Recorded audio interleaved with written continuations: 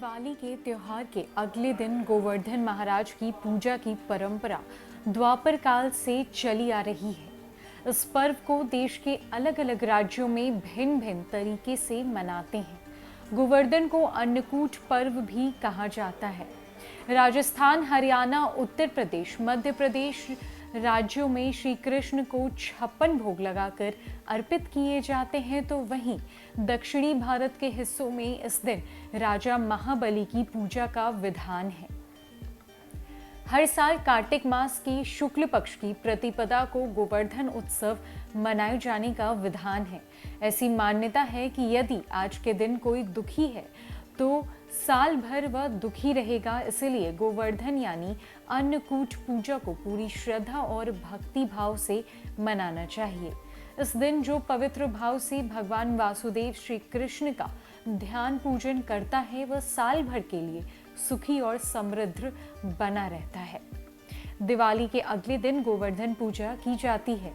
कई जगह लोग इसे अन्नकूट के नाम से भी जानते हैं। शास्त्रों के अनुसार गाय को देवी लक्ष्मी का स्वरूप माना गया है। इसी वजह से जैसे देवी लक्ष्मी सुख समृद्धि प्रदान करती है, उसी तरह गौ माता भी हमें स्वास्थ्य रूपी धन देती है। इस कारण लोग गौ माता के प्रति श्रद्धा प्रकट करते हुए गोवर्धन पूजा में प्रतीक स्वरूप गाय की पूजा करते हैं। इस दिन राजा बलि अन्नकूट मार्गपाली उत्सव भी मनाए जाते हैं। दरअसल अन्नकूट या गोवर्धन पूजा मनाने की प्रथा की शुरुआत भगवान कृष्ण के अवतार के बाद से द्वापर युग से हुई। इस दिन आप गाय, बैल, पशुओं का धूप, चंदन और फूल से पूजन कर सकते हैं। इस दिन गौ माता की पूरे विधि विधान से पूजा और आरती की जाती है। इस दिन घर के आंगन में गाय के गोबर से पर्वत बनाकर पूजा करते हैं। कुछ जगह गोवर्धन नाथ जी की प्रतिमूर्ति बनाकर पूजन करते हैं। इसके बाद श्री कृष्ण भगवान को अन्नकूट का भोग लगाया जाता है। इस दिन गोबर से गोवर्धन पर्वत बनाकर जल, मौली, रोली, चावल, फूल, दही और तेल का दीपक जलाकर पूजा करते हैं, फिर उसकी परिक्रमा लगाते हैं।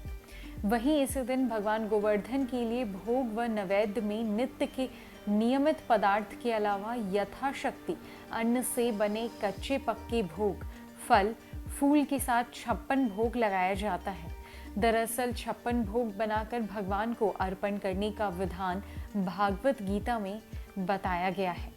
इसके बाद फिर सभी सामग्री को अपने परिवार मित्रों में प्रसाद स्वरूप बांटकर ग्रहण करते हैं। शास्त्रों के अनुसार गोवर्धन पूजा की परंपरा द्वापर युग से होती आ रही है।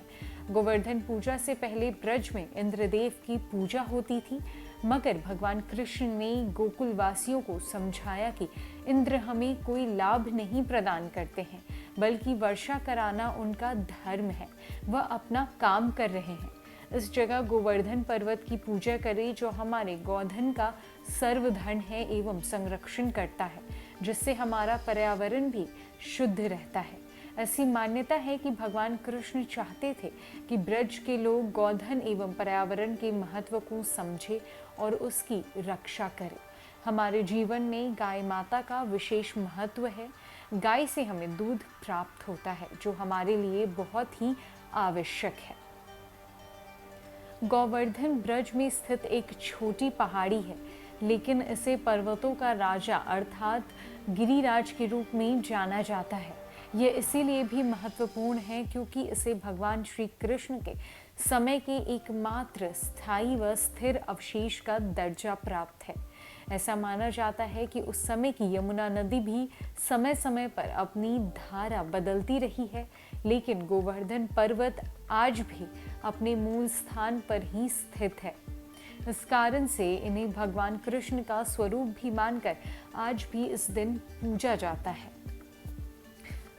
गोवर्धन पूजा के दिन सुबह सवेरे उठकर शरीर पर तेल की मालिश करने के बाद स्नान करने का प्राचीन परंपरा है। इसीलिए इस दिन सुबह जल्दी उठकर पूजन सामग्री के साथ पूजा स्थल पर बैठ जाइए और अपने कुल देवी देवता का ध्यान कीजिए। पूजा के लिए गाय के गोबर से गोवर्धन पर्वत पूरी श्रद्धा भाव से तैयार कीजिए। इसे लेटे हुए पुरुष की आकृति में बनाया जाता है। यदि आपसे ठीक तरीके से नहीं बने तो आप चाहे जैसा बना लीजिए। प्रतीक रूप से गोवर्धन रूप में आप इसे तैयार कर लीजिए। फूल, पत्ती, टहनियों एवं गाय की आकृतियों से या फिर आप अपनी सुविधा के अनुसार इसे किसी भी आकृति से सजा लीजिए। जब गोवर्धन की आकृति तैयार हो जाए तो मध्य में भगवान श्री कृष्ण की मूर्ति रख दे। साथ ही नाभि के स्थान पर एक कटोरी जितना गड्ढा बना ले और वहां एक कटोरी या मिट्टी का दीपक रख दे।